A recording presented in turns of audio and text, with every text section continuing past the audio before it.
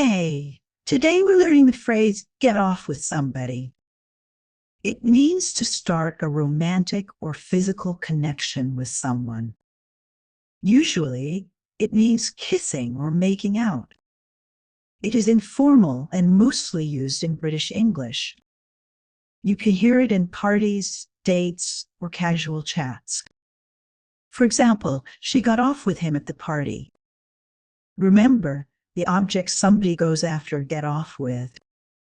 Don't say get off him with, that's incorrect. It's an inseparable phrasal verb. You can use it in past or present tense, like I got off with someone last night. Or they often get off with each other.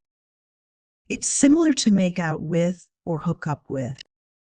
But get off with usually means kissing, not serious relationships. You can use it to sound natural and casual. Try to practice with friends or in your speaking. Now let's try some examples. I got off with a stranger at the concert. They got off with their friends at the party. Great. Keep practicing this phrase. Thanks for watching. See you next time.